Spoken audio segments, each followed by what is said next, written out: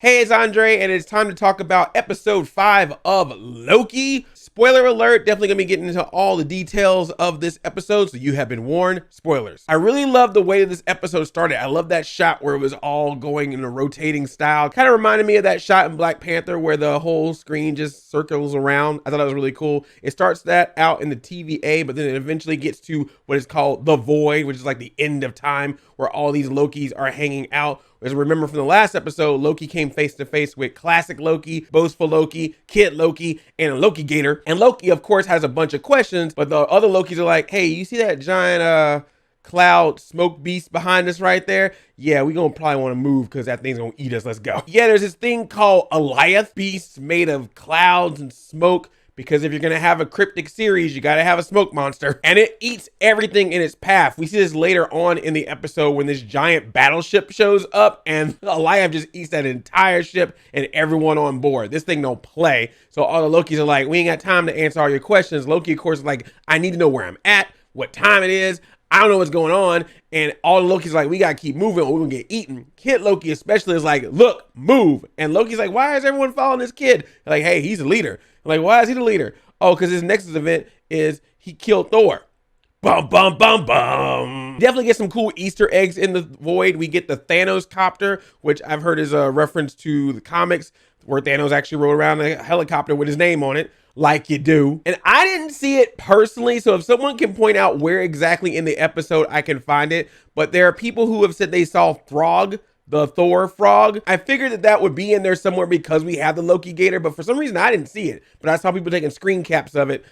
I just would like to know where it is. But what I definitely did see when the Lokis were hanging out was that Polybius machine. I was like, that's awesome. If you don't know the story of Polybius, you definitely got to look it up. It's this weird urban legend about an arcade machine that apparently caused seizures and possibly even death to people, but it's all urban legend, and that the government was apparently using it to check sensory deprivation. It's a crazy, crazy urban legend that people have made all kinds of crazy stories about. But I love that they actually made a reference to it, showing an actual arcade cabinet of Polybius. Kid Loki also has a candy cane throne. And my personal favorite, I love that Kid Loki was drinking High C Ecto Cooler. Going the whole green theme with Loki. What kind of green drink could he be drinking? High C Ecto Cooler juice box, complete with Slimer on the package. So Slimer and the real Ghostbusters, officially part of the MCU. While all these different Lokis are hanging out, they're explaining what their Nexus events were. Boastful Loki is all like, yeah, I killed Iron Man. I killed Captain America. I had all the Infinity Stones. Nobody believes him. I see why he's boastful. Alligator Loki, I think, like, ate the wrong cat or something like that. Like, he pulled a straight up Alf. Classic Loki story I really love because one of the questions that people have always had about Infinity War when Loki went up to Thanos is, why didn't Loki use his magic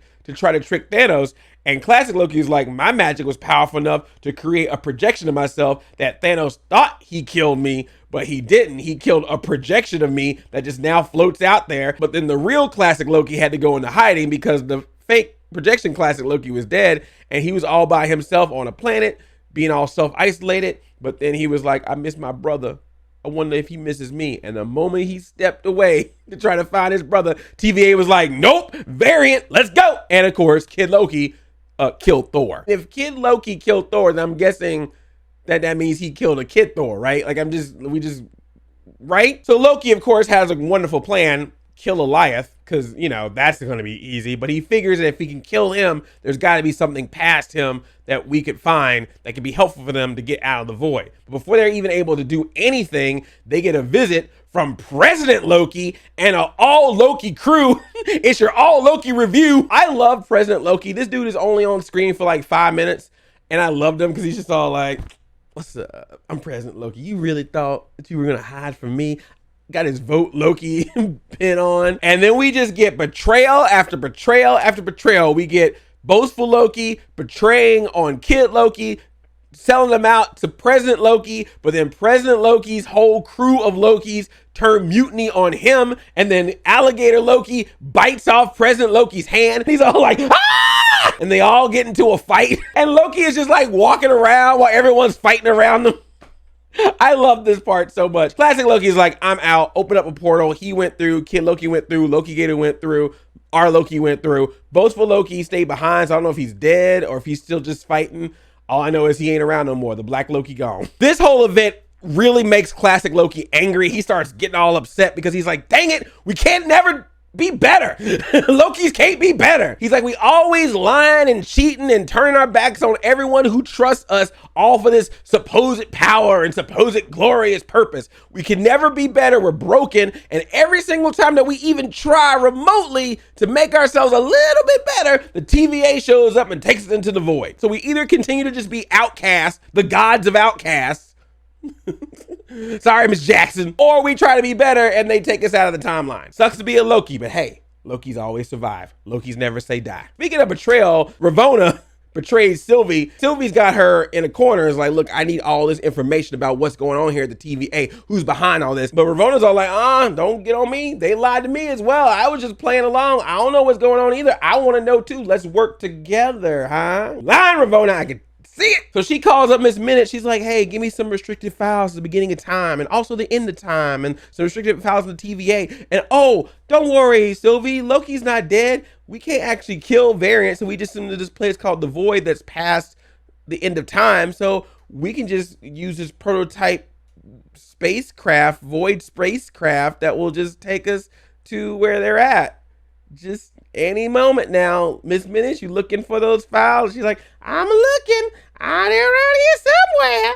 And she's like, cool. Sylvie's like, you ain't found them files yet? Miss Minute's like, no, I'm still looking. And Sylvie's like, oh, this is a trap. And sure enough, all them soldiers came out. And Sylvie's like, you ain't getting me. Hides behind a desk. But one of the things that Ravonna told Sylvia was that she can't kill variants. They just prune them. They just take them to this void. So Sylvie's like, I gotta find my Loki. She takes that stick, hits herself, prunes herself, takes herself to the void, where Sylvie is nicely greeted by Eliath, who's all like, dinner. Sylvie tries to get away from the monster. She touches it accidentally for a little bit, and when she does, she gets like a little bit of a vision. So she's like, oh, okay, so this thing got some memories. I could possibly enchant this, but let me keep running for right now. And then a car shows up. Ka-chow, it's Mobius. He's driving a pizza car. She hops in, they drive away. We get Mobius back. He's in the void as well, of course, because that's where he was pruned. Eventually, Mobius and Sylvie meet up with Loki. They have a beautiful reunion where they're all happy to see each other again. And I'm all like, ah. And you can see Loki's just like, ooh, it's the girl I like and the guy I like. Ooh. Because Loki's been talking up Sylvie this entire time to other Lokis, because they're like, Lokis can't be trusted. But our Loki is like, no. I know someone who can't be trusted. Sylvie. She's the one. Like, have you ever seen another female variant? Like, that's the one. We can trust her. Ravonna Renslayer is definitely upset because she feels lied to. She's trying to get the answers herself. She even interrogates a captured Hunter B-15 who knows everything now since Sylvie put the full enchantment on her for her to see her memories. And Hunter B-15 is like, you know, you ain't probably not gonna find out what's going on, but Sylvie, she gonna find out what's going on. And Ravonna's like, what? B-15 was like, well, see, you want it. She needs it. All right, you just stay in this jail cell then. And Ravonna keeps asking Miss Minute. She's like, Miss Minute, can you give me some more of these restricted files? And Miss Minute's like, oh, okay, I guess so. If you want to, I'm gonna take my sweet time to find it. And I'm like, I don't trust you, Miss Minute. You may be a cute animated creature with the voice of Tara Strong, but right now, I ain't trusting you, Miss Minute. I think Miss Minute's behind the whole thing. I think that the last episode, we gonna see Miss Minute disappear. Tara Strong herself is gonna walk out and like, I'm King to conquer. He's gonna be behind the whole thing. You know why? Because she is hardcore.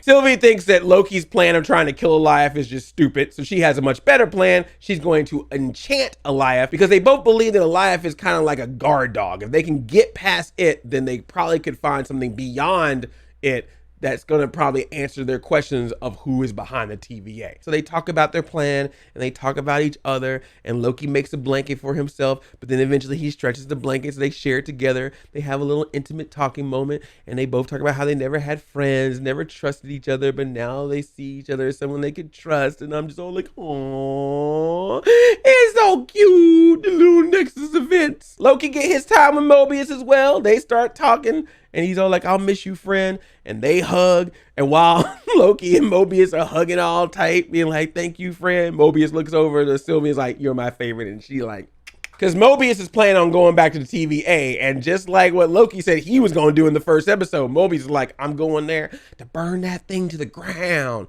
I gotta get my jet ski.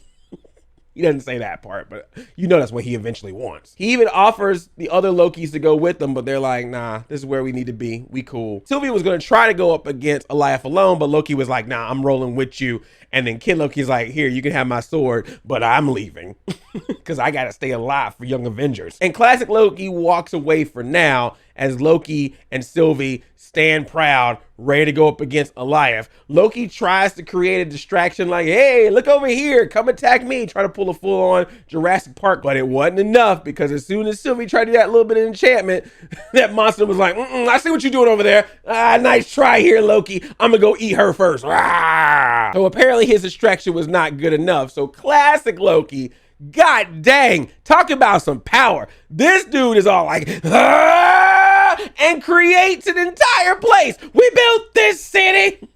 We built this city on glorious purpose. He creates an Asgard in the void, and that monster was like, that looks delicious. And he tries to eat everything, but he can't eat nothing because none of it's real. And classic Loki is like, yeah, glorious purpose. Woo! But he's old. So eventually he tires out. So he's all like, it all fades away. And Elias was like, oh, it was you. I'll take an appetizer. And he goes straight for classic Loki. And classic Loki is just laughing maniacally. He's just like, ha ha ha ha ha, glorious purpose. Yelp. As he gets eaten. But that was just enough of a distraction for Loki and Sylvie to roll up. And Sylvie was all like, Loki, we got to do the enchantment together. And he's like, I don't know how to do the enchantment. She's like, we're the same. And then they hold hands. And then they're all like, I can enchant. Now I know how to enchant. And they're enchanting together. And they enchant Elias. And Elias all like about to eat them. And then Elias all like, oh, I'm feeling enchanted. Okay, I'm going to calm down now. And I'm going to spread open. And opens up. And you look inside. And there's like a giant castle behind Elias. And Loki and Sylvie are like, I guess we're going to that castle. Who is up in the castle? Is it Kang the Conqueror? Is it King Loki? Is it Mephisto? Dr. Doom? Miss Minutes? Eureka? Who's in the castle? Picnic time. I guess we'll find out in the thrilling conclusion of Loki. I had so much fun with this episode. Obviously liked all the different Lokis. Would have liked to have seen more of Boastful Loki because I liked his personality of just being a straight up liar about everything. So I think that would have been cool to maybe see him in the final battle too, even if he also got eaten. But maybe they're holding him for later. Who knows? Or maybe he's just dead. Who knows? But classic Loki, classic Kid Loki, kept him alive. So I feel like he's going to pop up again. And we also still got our Loki Gator. He ain't going nowhere. That's his pet. And I'm really, of course, interested to see who is behind all of this. Hopefully all the questions that we have about this series gets answered in this next episode. So who do you think is behind all this? Put your theories in the comments and let me know what you thought about this week's episode. I will see you next week for the finale. Thank you so much for watching. If you like this video, give it a thumbs up because giving me thumbs ups on my videos always helps out. And if you're new here, please subscribe to this channel and check out all the videos that I make whenever you can. Thank you so much for watching. I really do appreciate it. I love you like a play cousin. I'm Audi 5000.